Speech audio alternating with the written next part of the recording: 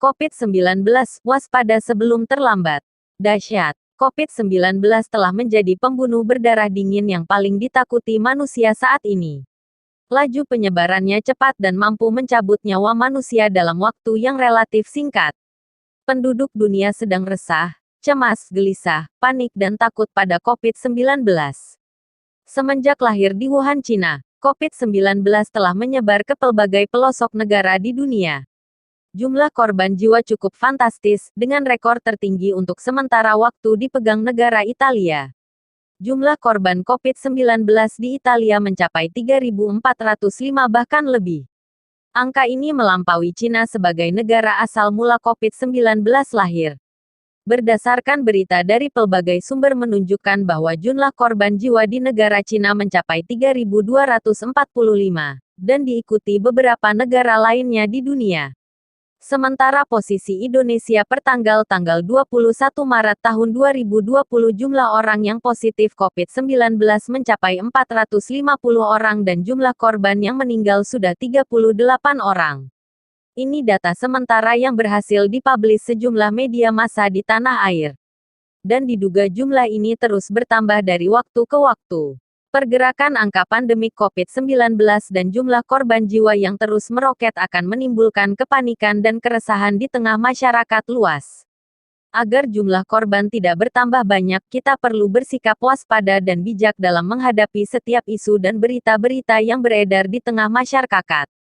Kita harus berupaya melindungi diri sebaik mungkin dengan tidak melanggar rambu-rambu yang telah diturunkan oleh pemerintah agar kita menjadi pahlawan kemanusiaan dengan menyebarkan informasi, jaga jarak dalam berkomunikasi, hindari kerumunan orang banyak, jangan sentuh mata, hidung, mulut, cuci tangan dan perbanyak kegiatan di rumah. Ini beberapa himbauan penting untuk diejawantakan kepada seluruh masyarakat. Sikap antisipasi dan kewaspadaan dalam menghadapi penyakit menular seperti COVID-19 merupakan bentuk pertanggungjawaban moral untuk melindungi dan menyelamatkan diri, keluarga dan orang lain. Kita tidak perlu belajar dari kegagalan negara Italia, yang konon katanya pemerintah begitu sigap dalam menghadapi COVID-19, sementara warganya masa bodoh dan tidak peduli dengan himbauan dari pemerintah. Akibatnya COVID-19 meluluhlantakkan Italia dan nyawa-nyawa manusia pun bergelimpangan. Ini adalah contoh kecil tentang sikap tidak menghargai diri sendiri, keluarga dan orang lain. Dengan demikian, manusia lebih berbahaya dari COVID-19.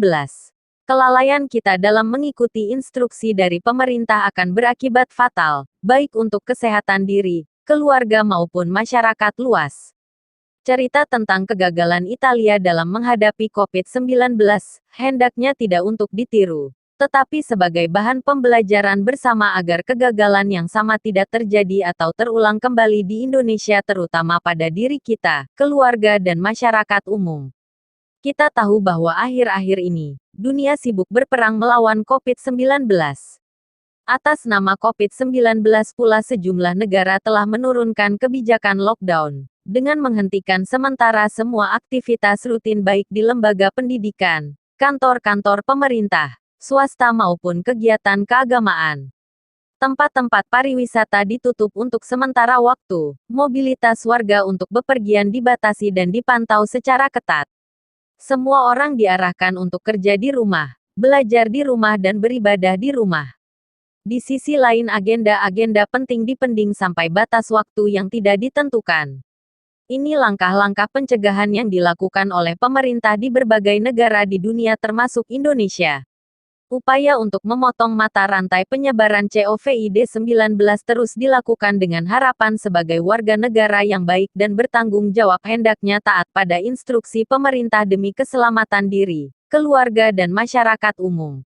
Keganasan COVID-19 telah membuat penduduk dunia panik, takut dan cemas. Laju pandemi COVID-19 tak dapat dibendung. Jumlah penderita dan korban meninggal akibat COVID-19 terus bertambah setiap hari.